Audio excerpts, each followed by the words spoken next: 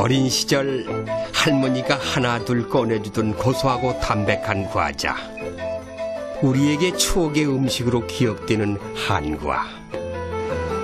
이런 우리의 전통 음식 한과의 맛을 그대로 이어가고 있는 사람이 있습니다.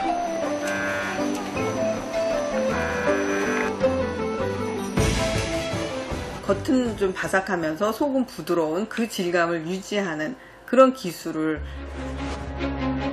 한과에 대한 끊임없는 연구와 개발에 평생을 바치고 있는 사람. 한과가 더 이상 옛 추억의 음식이 아닌 우리나라를 대표하는 음식이 되기를 꿈꾸는 사람.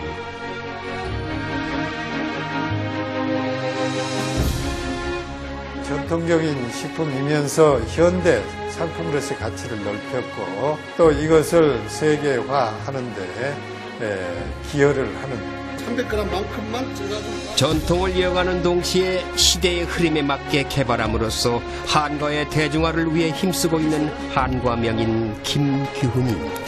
그걸 응용해서 이제 밑에 기계를 돌려주는 거죠.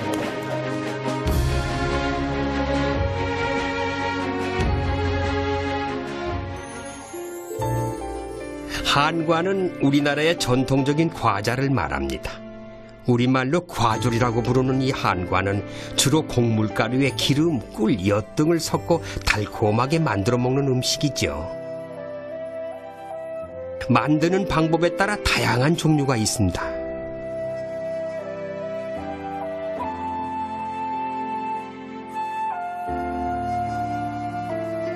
찹쌀에 술과 콩을 넣고 튀긴 다음에 조청과 고무를 묻히는 유과류. 잣, 콩, 깨 등을 연물에 버무려 만드는 엿강정류. 꿀과 기름으로 만들어 고소한 맛이 특징인 유밀과류.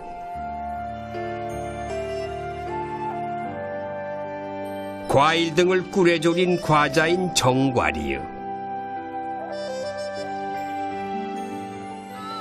곡물을 가루로 만들어 꿀로 반죽해 만드는 다식류.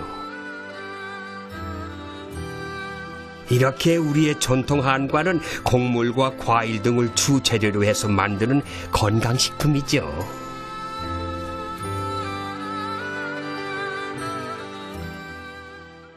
우리나라의 한과는 서양의 과자류와 비교를 했을 때 우선 우리나라에서 생산되는 많은 재료를 사용해서 첨가물을 넣지 않고 만든 것이 특징이라고 할 수 있습니다.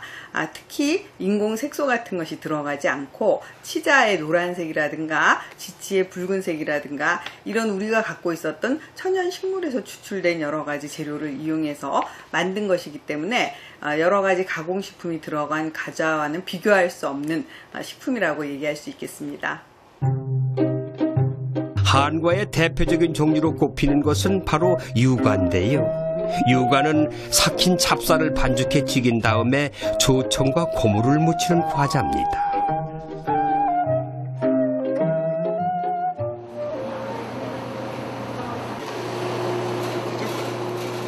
한과 공장의 바쁜 하루가 시작됐습니다.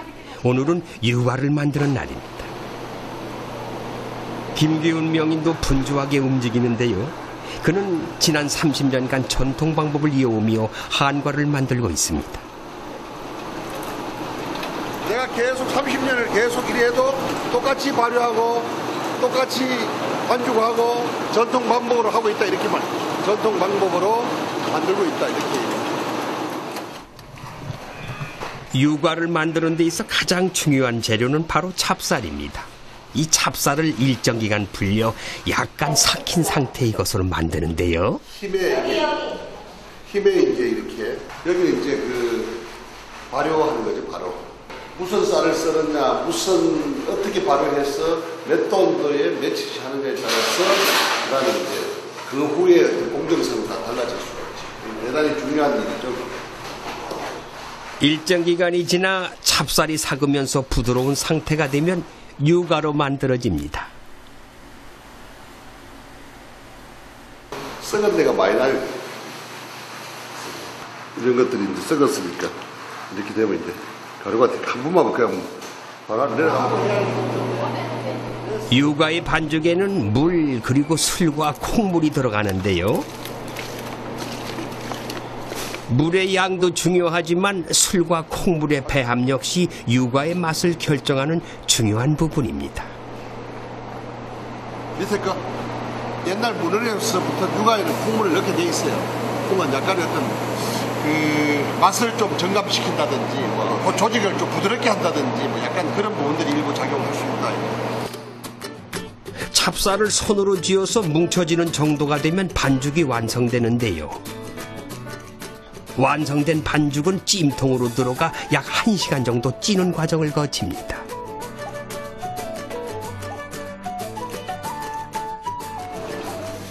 이제 유과에서 가장 중요한 과정이라고 할 수 있는 꽈리치기 과정이 시작됐습니다.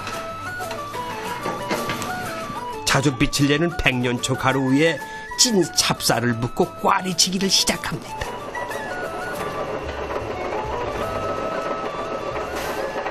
옛날에는 이제 이렇게 쪄가지고 넣고 한 번 찍고